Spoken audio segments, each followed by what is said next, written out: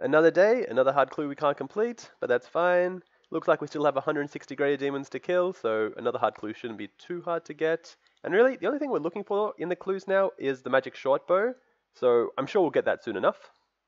Alright, we're back at the greater demons, and it looks like we only just got there because there's 159 left in the top left, and 68 range.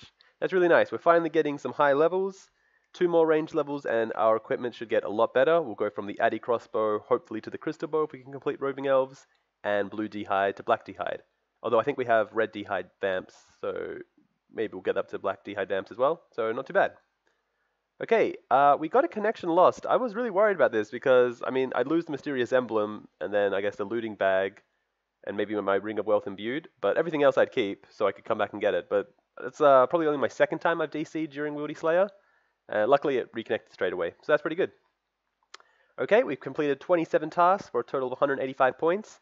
What I think I'm going to do is I think I'm going to do the very first 30 tasks normally, like showing every single one, and then I might just show intervals of 5 or some like important task or something. Ankus, they're actually really good Slayer XP wise, but they are very deep. Like that's the only reason I'm a little bit worried about Ankus is that they're like 35 or 34 deep, and you can't tally with the Slayer ring. Sadly, we got another hard clue and we can't complete it, and it looks like we finished 5 steps of it, so I'm a little bit discouraged.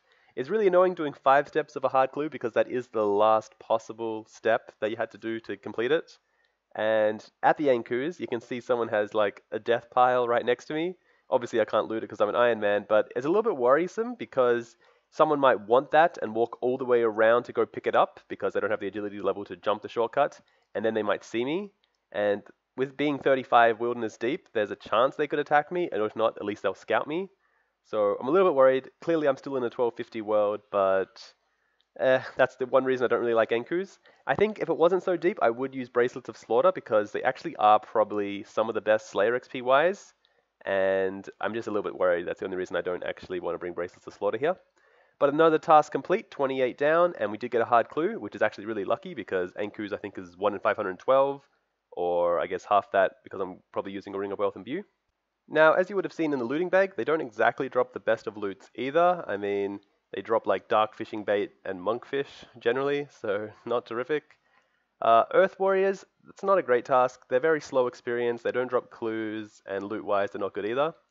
Now, sadly, I can't do this hard clue due to the fact that I can't wear the Dragonhide body, but luckily I think it's only the second step, so it's not too bad. Now, as you can see here, Slayer XP-wise, we were actually doing really well, like 15.6k Slayer XP, and we gained a total of 80k experience. So that's like almost 5.5 hours. And that's relatively good when you think of all the banking I have to do, the clues I'm trying to achieve, and just other stuff when I log out and in. So that's actually relatively good. If I do Earth Warriors, that's drastically going to change my XP rates, and because I'm getting such good XP and I actually do have a lot of cannonballs in the bank, I'd rather not do them. So it looks like we're going to be doing some quests now because it looks like I'm going for 100 quest points, probably going to block the Earth Warriors. So Roving Elves might be coming up. That will give me access to the Crystal Bow. Can't use it yet, but that's fine. I'll get 70 range soon enough, and then we can use it. Romeo and Juliet, obviously an extremely easy quest for 5 quest points. Apart from that, I don't really know what else is a requirement for, but here we go, 5 quest points, 5 more to go. I do want to get all quests that I need done. I don't think I'm going to do Desert Treasure yet. Now, there is a reason I'm not doing Desert Treasure, but I will admit I don't remember what it is. There are some prerequisites that I need to do, like Temple of Ikov, and I forgot what else, but I think I've already done the other prerequisites, like the Troll Quest line, and oh, that's right. I can't do Desert Treasure because of Death Plateau. If I do Death Plateau, I'll get Spiritual Creatures unlocked, and then that will mean I'll have another wieldy task that I need to skip or block. So that's why I'm not doing it. Yep, I remember now. Okay, so here I was actually kind of lucky. As you saw there, one of them was attacking me, and then he despawned. I've obviously suicided a couple of invents of Salmon, and if that guy got really low and then despawned, I would have been pretty upset because that means I have to do it again. And as you can see in the top left, I have lowered my stats just so he could hit me with the mage, and hopefully I don't hit too high with the range. Now, I am making a mistake here. I should be attacking him straight away with my range just because I can hit a 1 a lot, I have a better chance of hitting a 1 with lower range, and it's already up to 8. I guess I was a little bit worried that I might accidentally die to him, but right there I hit a 2. so I gained an extra HP experience than I should have, but it's fine. Temple of Ikov is now relatively easy. There's nothing else I need to do except for kill Lucian himself, and I can use a cannon for that, as you can see. So an extra HP experience gained, but, you know, it could be a lot worse. At least I didn't die to him after hitting a 2. That would have been very bad. So, Temple of Ikov done, 1 quest point as well, so 99 total and 69 range. 1 more range level to go. I guess we'll probably get Roving Elves done as well, because that would be really nice for our Crystal Bow. And it also gives us a quest point. So now, for Roving Elves, it's a bit hard. It's harder than I thought it'd be, to be honest. Because you have to kill this Moss Giant with no weapons, no armor, obviously no cannon, it's actually kind of tedious, because you could either bring like 100 Guthix Rest and do it in one invent, or you're going to have to keep suiciding over and over again. So I decided to do the suicide method. I can use Guthix Rest maybe when it's a bit lower, but at least for the beginning, I'll just try the suicide method. And as you can see, when I finally get back here, maybe a bit of a spoiler, but his HP hasn't gone down. So unlike something that has really good HP regeneration, like Gargoyles, which regens its health extremely fast, this has relatively slow, probably same as players, like 1 per minute, which is pretty good, because that means I can do a couple of damage here and there, and then, you know, get it down eventually. Sadly, there's a lot of skeletons in the way, and because I can't attack him, like the Moss Giant himself, otherwise I might accidentally get HP experience, I need to try and get him to aggro onto me before the other skeletons, and there's like, what, 5 skeletons there and 1 Moss Giant? So it's not going well, I will admit, but that's fine. Even if it takes a while, eventually we should get it down. Now this guy comes into the room, and I'm not sure what he's doing, because he's 100 combat, but it looks like he's doing Roving Elves too, because he attacks the Moss Giant, and I was like, great. I mean, it's pretty lucky that it was relatively early on in my, you know, Moss Giant recoiling damage method, because if I was like halfway through, I would have been so annoyed. But I decided to go to a PvP world, because in a PvP world, I'll then spawn next to a bank, which means I don't need to bring my, which pretty much means I'll be able to bank a lot quicker and won't need to run back in the Barbarian Assault one to bank.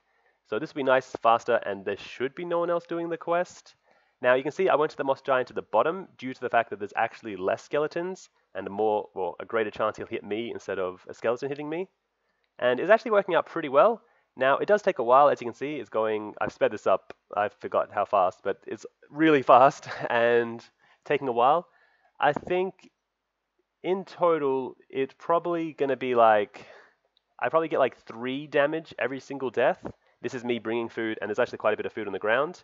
But he can hit 10s, and unless I want to waste Guthix Rest, I'm going to just get KO'd, you know, very easily. So I bring a couple of Guthix Rest now, just because he keeps one-shotting me, and I'd rather get a couple more damage than just 1 or 2. So I'll eventually bring more as he gets lower and lower. But it's working out relatively well, and like as you can see, it is working. And as long as no one kills me or no one knows what I'm doing, eventually it will get done. And this is a really important quest, because this will mean I never have to get a rune crossbow, due to the fact that this is better than a rune crossbow, or at least the same if I had the Armador book, which I don't yet anyway.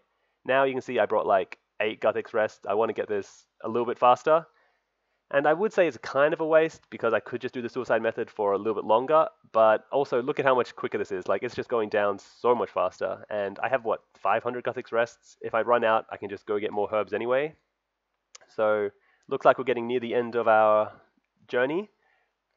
I obviously have to hope that it's my kill, because if for some reason it's not, like someone did a damage, or maybe I accidentally kill it with recoils, I'd have to do this all over again, and I've already used like 20, maybe 25 Guthix Rests, so, you know, definitely want to make sure that this does count as my kill.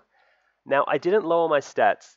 This is probably a mistake, because I didn't actually know about, I think it's called Greenman Ale or something, which every time you drink from it, it reduces your stats by like almost 10 or 11 or something, maybe it's 9. And that'd actually be very good for this situation, because I didn't want to drink like 40 Wizard Mind Bombs, because it could regenerate. But as you see there, I hit a 3. Now that's alright, because I still got the concentration seed, or whatever it's called, and at least that section of the quest is now complete. But I will show later that I didn't actually gain any HP experience.